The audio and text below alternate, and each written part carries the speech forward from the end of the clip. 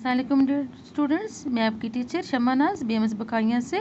बच्चों, आज का जो हमारा टॉपिक है वो 8th क्लास से है। हमने पिछली क्लास में पढ़ा था सेल स्ट्रक्चर के बारे में। आज हम उसी को कंटिन्यू कर रहे हैं। तो बच्चों, मैंने आपको बताया था कि सेल जो है वो बेसिक यूनिट है जितने भी लिविंग ऑर्गेनिजम्स हैं, और सेल का साइज़ इतना छोटा होता है कि हम उन्हें अपनी आंखों से नहीं देख सकते। हम उन्हें माइक्रोस्कोप की हेल्प से देख सकते हैं। स्मॉल साइज़ होने की वजह से 17वीं सेंचुरी तक सेल को किसी ने डिस्कवर नहीं किया था। तो बाद में ये किसने डिस्कवर किया बच्चों? तो discovery of the cell was made by an English scientist Robert Hooke in 1665। तो बच्चों 1665 में एक इंग्लिश साइंटिस्ट थे, उन्होंने इसकी डिस्कवरी की, सेल की। He observed thin slices of cork under his crude microscope. तो उसने अपने क्रूव माइक्रोस्कोप के अंदर किसको ऑब्जर्व किया? कॉर्क को देखा। कॉर्क की स्लाइस बना के छोटी छोटी देखा। तो बच्चों, कॉर्क क्या होता है? कॉर्क जो है ये प्लांट्स में पाया जाता है। तो cork could not be seen as such as it is a solid structure. तो ये सॉलिड स्ट्रक्चर होता है, तो हम उसे ऐसे नहीं देख सकते। He found that the cork was made of box like compartment forming a honeycomb structure। तो ये जो उसने ये देखा अपने माइक्रोस्कोप के अंदर कि कॉर्क जो है ये बॉक्स लाइक कंपार्टमेंट जैसे उसको नज़र आए, जिस तरह से आपने देखा होगा कि हनीकॉम्ब जैसे कि शहद के छत्ते होते हैं, उसी तरीके के इसको स्ट्रक्चर नज़र आए अपने माइक्रोस्कोप के नीचे। तो उसने इनका क्या नाम रखा बच्चों? He named these compartment as cells. तो इन्हीं कंपार्टमेंट का नाम उसने सेल्स रखा। तो यहाँ पर आप याद रखना बच्चों कि ये सेल जो है किसने डिस्कवर किया? रॉबर्ट हुक ने किया। और कब किया?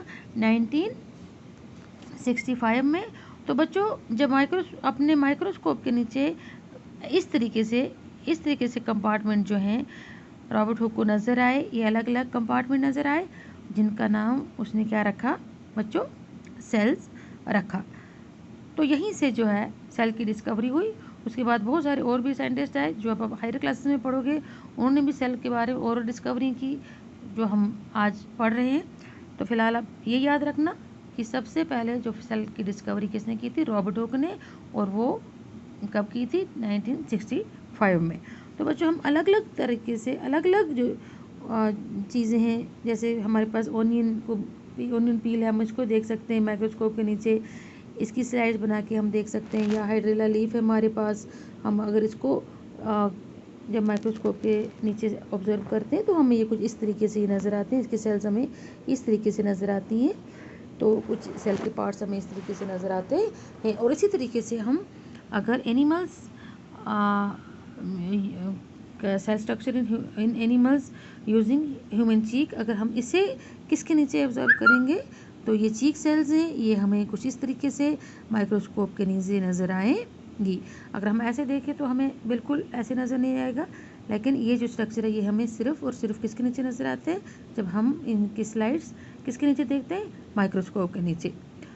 तो ये था हमारा बच्चों सेल स्ट्रक्चर के बारे में। तो अब हम आगे हमारा जो नेक्स्ट पॉइंट हम जो पढ़ रहे हैं वो है पार्ट्स ऑफ ए सेल्स। तो बच्चों, सेल्स के कितने पार्ट्स होते हैं? तो all the life function take place in every cell. तो मतलब जितने भी फंक्शंस हैं जो हमारे जिस्म में, किसी भी जानदार के जिसमें जो भी सेल होते हैं वो सब के सब वो सेल जो है वो फंक्शन करते हैं। सबके सब का अपना अपना काम होता है। A cell itself is made of certain parts. लेकिन सेल जो है वो भी बहुत सारे हिस्सों से मिलकर बनती है। सेल अकेली नहीं होती, उसके सेल के भी आगे से क्या होते हैं बच्चों? हिस्से होते हैं। Plant and animal cells are not exactly like. Plants और एनिमल सेल जो है वो एक जैसे नहीं होते। यहाँ पर हम बात करते हैं सबसे पहले प्लांट सेल के बारे में। प्लांट सेल में बच्चों क्या होता है? सबसे पहले जो है सेल वाल होता है, ये इसको हम प्रोटेक्टिव लेयर कहते हैं।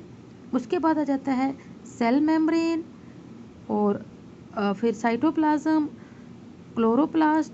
क्लोरोप्लास्ट में क्या होता है बच्चों? क्लोरोफिल होता है। ये मैंने आपको बताया भी है। क्लोरोफिल की वजह से प्लांट्स में पत्ते क्या होते हैं? ग्रीन होते हैं, हरे होते हैं। और पत्तों की मदद से प्लांट्स क्या करते हैं? अपना खाना खुद तैयार करते हैं, अपना जिसको हम क्या कहते हैं, फोटोसिंथेसिस। और फिर आ जाता है न्यूक्लियस होता है इसमें, ये गोल गोल सा जो नज़र आ रहा है आपको। और फिर इसमें क्या जाते हैं, लार्ज वैक्यूल्स।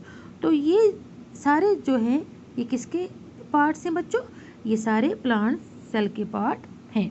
तो यहाँ पर आप याद रखना कि सबसे पहले क्या जाता है, सेल वॉल, फिर cell membrane, cytoplasm, chloroplast, nucleus और लार्ज वैक्यूल्स। ये सारे जो है ये किसके हिस्से हैं, प्लांट सेल के। और उसके बाद हम देखते हैं जैसे all plant and animals have 3 parts. जितने भी पौधे और जानवर हैं उनके 3 हिस्से होते हैं, 3 पार्ट्स होते हैं, the cell membrane, the cytoplasm and the nucleus. तो ये इनके हिस्से होते हैं।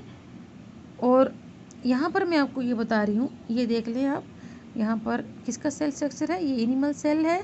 यहाँ पर आप देख लो, ये सेल मेम्ब्रेन है और ये आ जाता है फिर इसका साइटोप्लाज्म। यहाँ ये इसमें भी न्यूक्लियस है और स्मॉल वैक्यूल्स हैं। तो ये आ जाता है बच्चों आपका एनिमल सेल और प्लांट सेल। तो बच्चों आपने क्या करना है, आपने अपनी कॉपी निकालनी है और उस पर आपने बहुत नीटली एंड क्लीनली क्या करना है, प्लांट सेल और एनिमल सेल ड्रा करना है और इसके लेवल करने हैं और इसके सारे ये पार्ट्स लिखने हैं। तो बच्चों मुझे उम्मीद है आपको यहाँ तक समझ आया होगा। हम अपने नेक्स्ट क्लास में हम पढ़ेंगे ये प्लांट सेल्स और एनिमल सेल्स के पार्ट्स के बारे में पढ़ेंगे, इनका क्या काम होता है, हम इनको ब्रीफली पढ़ेंगे। तो अपनी नेक्स्ट क्लास में इंशाल्लाह, मुझे उम्मीद है आपको यहाँ तक समझ आया होगा। वास्सलाम।